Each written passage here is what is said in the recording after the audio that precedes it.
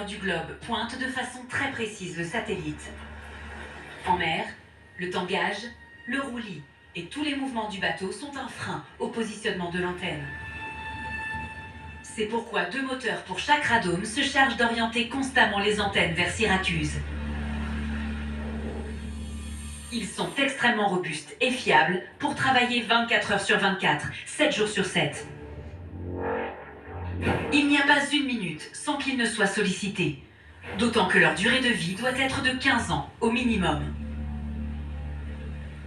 Alors l'antenne à l'intérieur, elle est motorisée avec 2 axes, voilà. Et effectivement, elle va tourner pour toujours pointer vers le satellite. Alors toujours tourner parce que le porte-avions il bouge en permanence, c'est ce qui garantit d'ailleurs sa sécurité. Il bouge, il tourne. C'est aussi pour ça qu'il y a 2 radomes, 2 antennes, de manière à ce que quand il tourne, si jamais il y a un masquage avec le mât, ce soit l'autre antenne qui prenne le relais, de manière à maintenir ce lien en permanence vivant. La communication avec la base à terre est primordiale, mais elle l'est tout autant avec les navires qui sont tout autour du porte-avions. Les nouvelles frégates de défense et d'intervention sont les gardes du corps du Charles de Gaulle.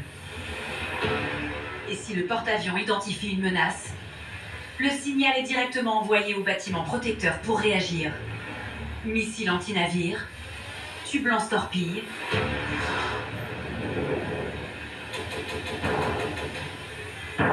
canon de 20 mm. La marine française sait jouer les gros bras.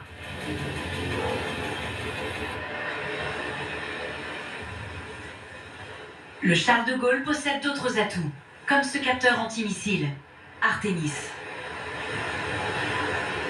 Sur les frégates et sur les porte-avions, Artemis est une véritable vigie des menaces en mer.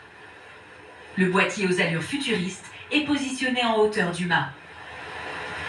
Il y en a 3 pour obtenir une vision périphérique absolue, chacun ayant un balayage à 120 degrés. Il fonctionne sur le principe de la détection des émissions thermiques des objets. Un objet va émettre parce qu'il contient des sources de chaleur, comme un moteur par exemple, ou de l'électronique. Et il va aussi émettre lorsqu'il se déplace très rapidement du fait de son échauffement. C'est cette chaleur qu'on va détecter par contraste avec des fonds de scène qui sont naturellement froids, comme la mer ou le ciel. Artemis voit de jour comme de nuit. Il observe bien plus loin que l'œil humain ne pourrait le faire. Il peut ainsi détecter des centaines d'objets instantanément. Sa seule limite, c'est sous l'eau, où l'infrarouge ne fonctionne plus. Mais dès qu'il s'agit de repérer différentes menaces, Artemis est ultra réactif. C'est une société française, Thales, qui l'a mise au point. Pour cela, les ingénieurs disposent de laboratoires dernier cri. Il y a même un sonar pour analyser le comportement d'Artemis lorsque le porte-avions se déplace dans des zones extrêmes. On utilise ce type de dispositif parce qu'il s'agit d'être certain que lorsqu'on va livrer un produit au client, il va fonctionner dans toutes les conditions d'utilisation. Or en mer, on peut faire très froid, il peut faire très chaud, il peut faire aussi une température normale. Et c'est important qu'on ait vérifié avant de le livrer à la marine que l'équipement fonctionne dans toutes les conditions. Un appareil permet aussi de recréer le roulis d'un bateau et de s'assurer que le capteur continue d'assurer sa fonction. D'autres systèmes sortent tout juste de chez Thales. C'est ici que l'un des meilleurs radars au monde est en passe d'intégrer le porte-avions. Il va remplacer à lui seul tous les radars d'ancienne génération. Il se nomme Seafire. Et rien ne lui échappe.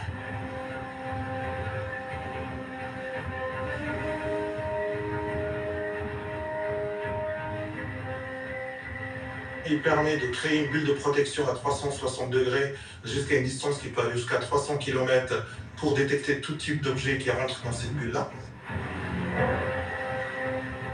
On arrive à voir la trajectoire, on arrive à voir la taille, on arrive à voir la vitesse. Donc c'est ce qu'on appelle un radar de 4 dimensions. En plus des dimensions spatiales, on rajoute la mesure de la vitesse. C'est l'équivalent, si on veut illustrer ça, de passer d'un hologramme noir et blanc à une image en couleur. Le fait de rajouter l'information de vitesse donne une couleur de la menace qu'on associe à la cible.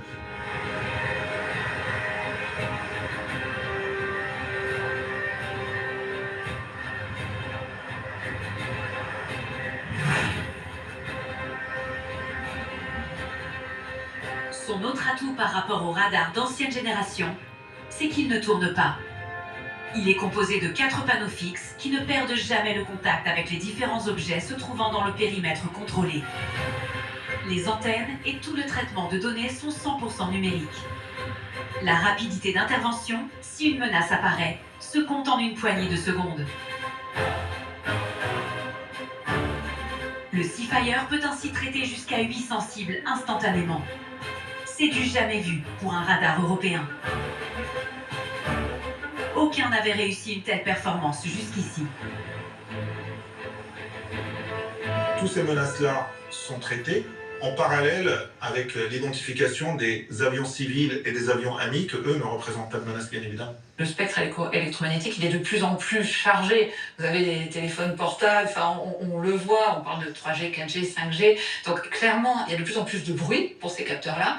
Et ce qui fait l'intelligence de ces capteurs, c'est d'arriver à ne pas tenir compte de tout le bruit qui n'est pas utile pour protéger et voir juste le bruit d'un missile qui arrive, qui va avoir par exemple un radar d'autodirecteur. Et donc là, on va pouvoir le détecter, le traiter et puis éventuellement activer une contre-mesure pour pouvoir protéger le porte-avions. Pour parvenir à produire un tel récepteur d'information, les ingénieurs de Thales disposent d'une installation exceptionnelle.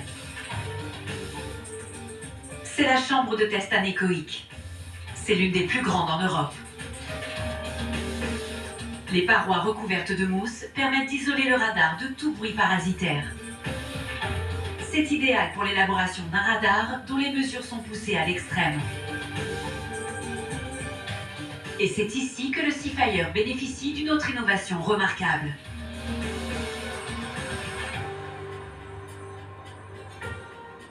On garde un petit frère, on appelle ça un jumeau numérique à terre, qui va lui subir des évolutions en termes de traitement pour répondre à des nouveaux besoins. Et on peut, dans une seconde phase, télécharger ces évolutions directement sur le radar que lui il est installé sur le porte-avions.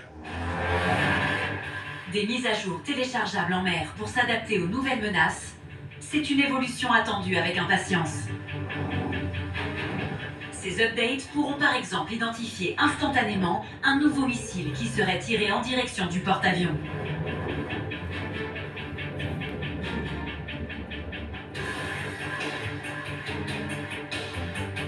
Avec une reconnaissance à la vitesse de la lumière, le Charles de Gaulle enverra l'information à l'une de ses frégates de défense. En quelques secondes, celle-ci déclenche un missile pour détruire la menace.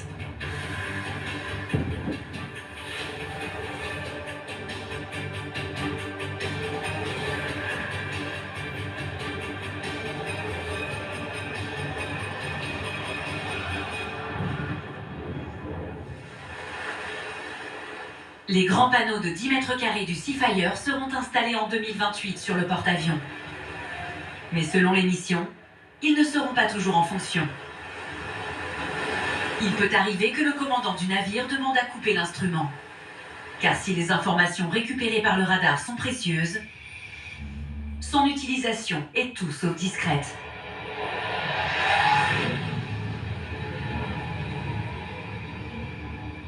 Il faut imaginer le radar comme une lampe torche. Une lampe torche, ça éclaire avec un rayon lumineux.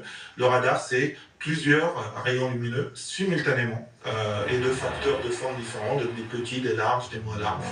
Alors, on peut imaginer, illustrer le radar de cette façon.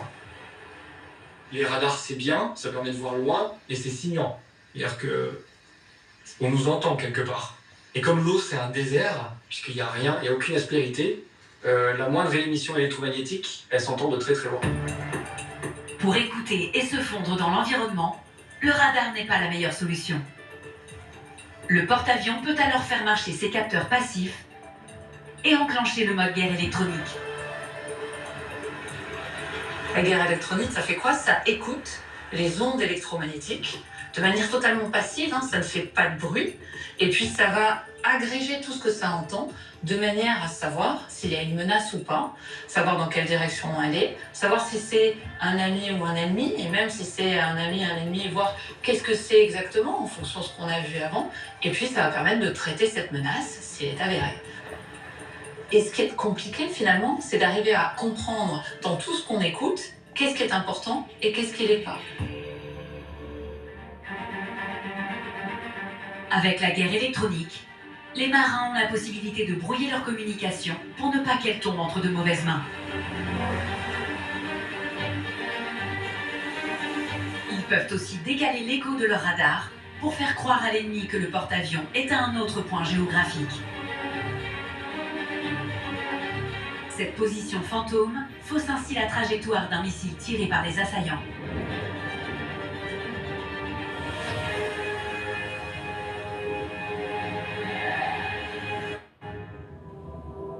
La récupération de ces milliers de données par les radars et les capteurs se font dans une seule et même pièce du porte-avions.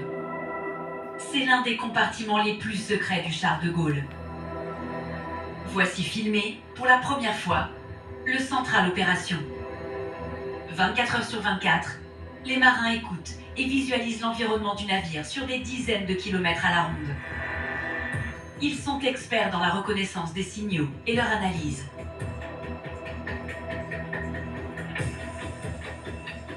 Tout est extrêmement silencieux, calme. Pas d'éclairage, ni de fenêtre. Cette pièce ultra sécurisée est hors du temps. Les marins ici ne voient pas beaucoup la mer. L'un des seuls moments où ils peuvent se reconnecter à l'environnement autrement que virtuel, c'est le matin. Tous les jours, juste avant les catapultages, des marins volontaires s'aèrent l'esprit et le corps en participant à la cueillette. En formant une lignée, ils avancent lentement afin de repérer des débris et autres matières qui n'ont rien à faire sur le pont du bateau.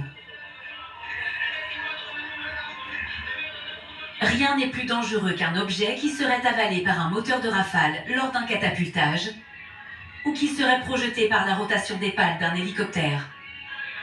La cueillette évite ce genre de problème. Mais si le cas se présentait, alors le blessé serait conduit dans l'un des pôles d'urgence les plus sophistiqués de France. C'est le tout nouvel hôpital flottant du Charles de Gaulle. Il est flambant neuf et a reçu les meilleurs appareils de soins et de radiologie. Malheureusement, l'état du monde étant ce qu'il est aujourd'hui, le risque de combat naval dans les années, mois ou semaines à venir, il est important, avec un risque de sinistre de combat et donc générateur de dizaines, voire de centaines de blessés. Ça, on s'y prépare avec toute mon équipe. Des IRM au bloc opératoire, ce sont les meilleurs outils de la médecine que l'on retrouve dans ce nouveau centre. Le seul détail qui permet de le différencier des meilleurs hôpitaux sur Terre, ce sont ses sangles. Le bateau, même s'il est gros, il bouge un petit peu. Et malgré les freins des roulettes des appareils, sur quelques mouvements de roulis, si le matériel n'est pas arrivé, le lendemain, vous le retrouvez emplafonné dans la cloison et donc en panne. Un équipement de pointe que reprendra avec encore plus d'amélioration le successeur du Charles de Gaulle. Car celui-ci va entrer après 2028 dans sa dernière ligne droite, avant de céder sa place au nouveau vaisseau amiral de la marine française.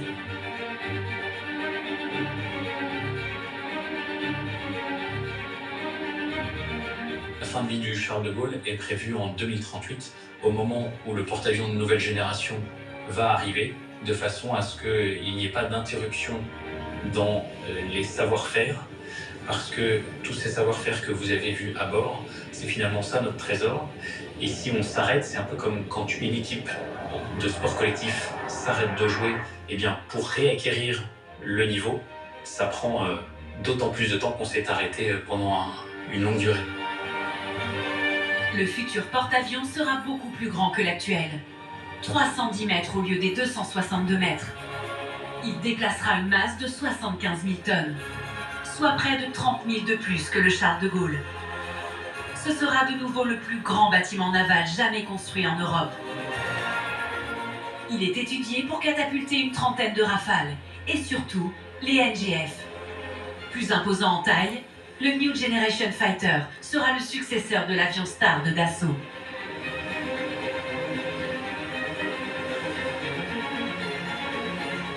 À ses côtés, l'apparition de drones de combat. Ils voleront de pair avec les pilotes pour des missions où l'homme sera étroitement accompagné des machines. L'un des changements majeurs sera aussi le catapultage de ces appareils.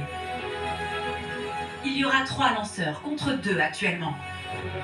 Et ce n'est plus la vapeur de la chaufferie nucléaire qui tractera les avions. Un système magnétique constituera la prochaine révolution du futur porte-avions. Une décennie avant sa mise en eau et les premiers tests, il est déjà dans tous les esprits. Ce futur porte-avions, forcément, j'ai envie de savoir à quoi il va ressembler, comment il va pouvoir être manœuvré, est-ce qu'il va avoir la puissance suffisante, la réactivité qu'il faut avoir, est-ce qu'il va pouvoir l'assumer, la vitesse qu'il va avoir, le vent sur le pont, comment ça va fonctionner. En attendant 2038, les 2000 marins du Charles de Gaulle ont encore de nombreuses missions à remplir. En ces temps difficiles où les tensions géopolitiques atteignent des niveaux rarement atteints, la France a plus que jamais besoin d'une marine puissante et ambitieuse. Le porte-avions est essentiel pour la défendre, faire respecter ses territoires marins et aider ses alliés, plus que jamais sous la menace de terribles puissances.